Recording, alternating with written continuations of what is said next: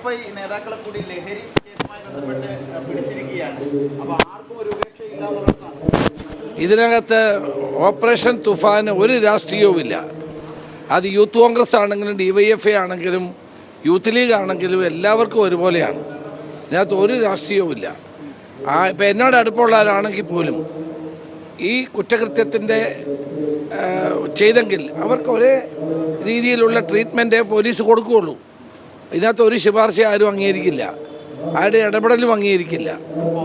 Operation Toofan അതുകൊണ്ട് തന്നെ നിഷ്പക്ഷമായി പ്രവർത്തിക്കുകയാണ്. മുൻ മുഖ്യമന്ത്രിയുടെ മകൾക്കെതിരെ ഈ ഹവാലയുമായി ബന്ധപ്പെട്ട ആരോപണങ്ങൾ യൂത്ത് കോൺഗ്രസുകാരെ പിടിയിലായപ്പോൾ വലിയ തോതിൽ വിമർശനം ഉണ്ടായിരുന്നു ഇടത് നേതാക്കളുടെ.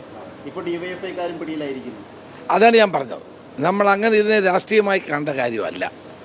രാഷ്ട്രീയത്തിന് അതീതമായി കാണേണ്ട ഒരു തലമുറയെ രക്ഷിക്കാനുള്ള നീക്കമാണ് കേരള ഗവൺമെൻറ് നടത്തുന്നത്. മുഖ്യമന്ത്രി അന്ന് ഉദ്ഘാടനം ചെയ്തിട്ട് ഇന്നിപ്പോൾ 76ാമത്തെ ദിവസമാണ്. ഈ 76 ദിവസം കൊണ്ട് കേരളത്തിൽ വലിയ മാറ്റം നമുക്ക് ഉണ്ടാക്കാൻ സാധിച്ചു. അത് ജനങ്ങളുടെ പിന്തുണ കൊണ്ടാണ്.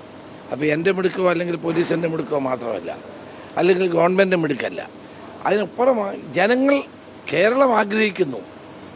ഇന്ത്യ കണ്ട ഏറ്റവും വലിയ നർക്കോ ഹണ്ടാണിത്. അത് ജനങ്ങൾ ആഗ്രഹിക്കുകയാണ്. കാരണം കേരളത്തിലെ യുവതലമുറയെ ഈ ലഹരിയിൽ നിന്ന് രക്ഷിക്കാനുള്ളതാണ് ലക്ഷ്യം. അതുകൊണ്ടാണ് മുന്നോട്ട് നീങ്ങുന്നത്. ടി വീണയുമായി ബന്ധപ്പെട്ട് ഇഡി കൂടുതൽ ആരോപണങ്ങൾ ഉന്നയിക്കുന്നുണ്ട്. 3ാം തവണ ചോദ്യം ചെയ്യുന്നു പറയുന്നുണ്ട്. ഇഡിയുടെ റിലീസിൽ തന്നെ പറയുന്നത് തുടർ നിയമ നടപടികൾ ഉണ്ടാകുമെന്നുള്ളതാണ്. ക്രമക്കേടുകൾ കണ്ടെത്തിയെന്ന് പറയുന്നത്. നിയമത്തിന്റെ വഴിക്ക് പോട്ടെ.